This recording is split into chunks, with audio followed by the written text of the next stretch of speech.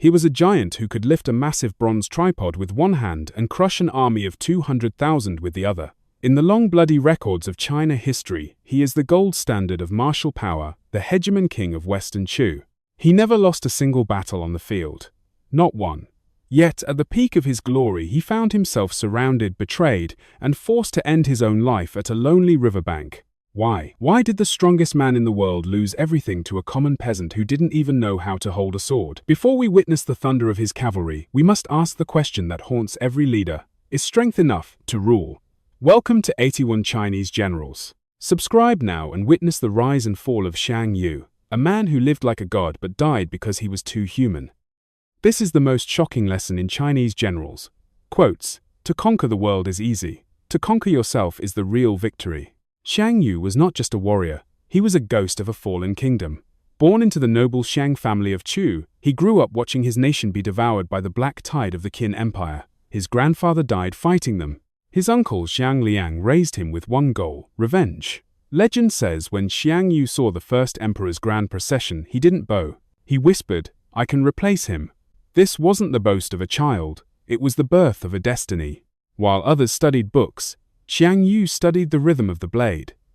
He believed that the spirit of Chu could not be broken by iron, only by a lack of will. This is the biography of a man fueled by Ling Hong Corsair, a passion so fierce it threatened to burn the world. In the world of Chinese generals' quotes, he is the embodiment of Jian De Thian Tai, a fire that would either save a nation or consume it entirely. In the year 207 before the Common Era, the world witnessed the most terrifying gamble in military history. The Battle of Julu. Facing a Qin army of 300,000, Xiang Yu arrived with only 50,000, but before the fight, he gave an order that defied all logic. He ordered his men to sink their boats and smash their cooking cauldrons. He burned their tents. He gave them only 3 days of food. The message was clear: win or die. There is no retreat. This is the first master tactic, Fa Fu Trum Chu, the point of no return. His soldiers, fueled by the sheer terror of having nowhere to go, fought like demons. They didn't just win, they annihilated the Qin veterans. This is a lesson still taught in modern military and business. When you remove the option of failure, success becomes the only oxygen you have left. History describes Xiang Yu as a man of Trungdong, double pupils in each eye. In ancient lore, this was the mark of a sage or a king. But beyond the legend, who was the man, fiction portrays him as a chivalrous knight, but the reality was far more brutal. After the fall of Qin, Xiang Yu ordered the execution of 200,000 surrendered soldiers. He burned the capital city of Xianyang for 3 months. He was a man of absolute extremes. This is where we must distinguish fact from fiction in China history. He was a tactical god but a political disaster.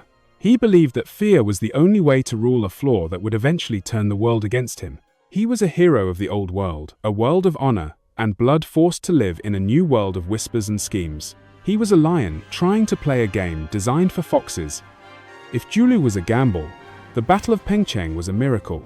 While Xiang Yu was away, his rival Liu Bang captured his capital with a massive coalition of 560,000 troops. Most men would have surrendered.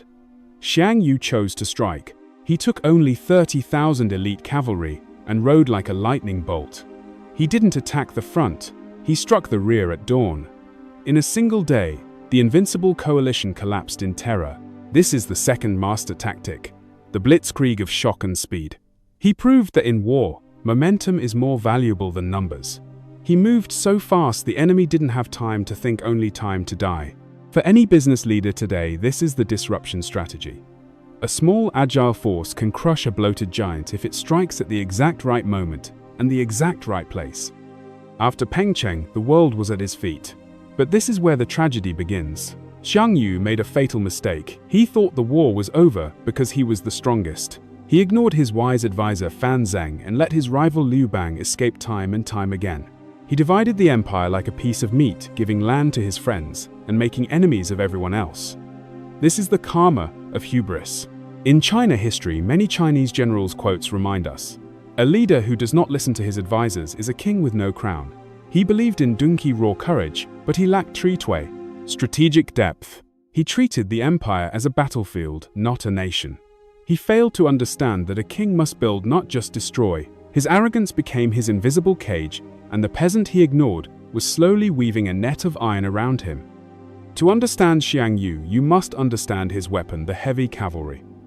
He didn't just lead soldiers, he led a force of nature. His third master tactic was the psychological spearhead. He would personally lead a small group of riders directly at the enemy general, screaming with a voice like thunder.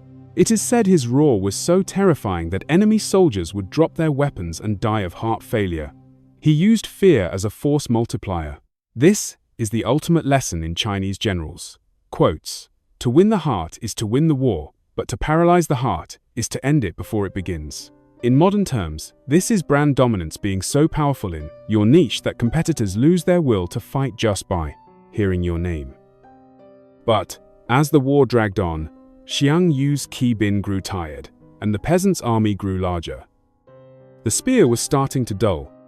The end began at Gaisha.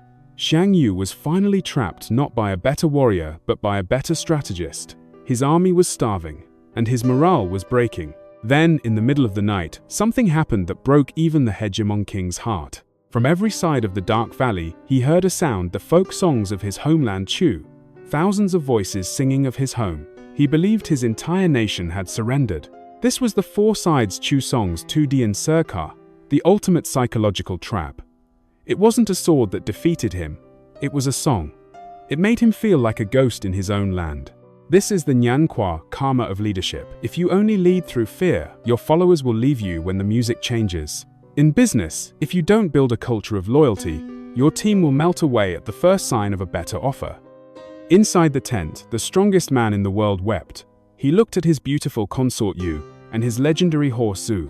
He sang a song of deep despair. "My strength can lift mountains, but my destiny is at an end." To save him from the pain of worry, Consort Yu performed one last dance and took her own life with his sword. This is the emotional core of China history. It shows that even a god of war has a heart that can be shattered. This scene is the ultimate tragedy of the macho leader. He could protect an empire, but he couldn't protect the woman he loved. This is the price of arrogance. You end up alone even with a sword in your hand. This is a reminder for every high performer today.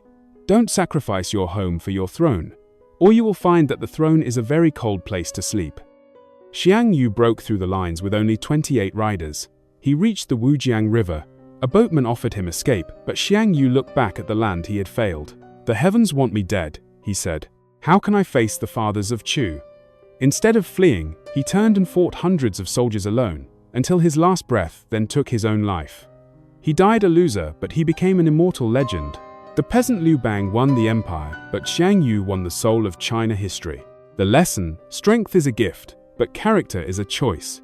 Raw power can win a battle, but only humility and strategy can win the hearts of men. Thank you for watching 81 Chinese Generals. Was Xiang Yu a tragic hero or a stubborn fool?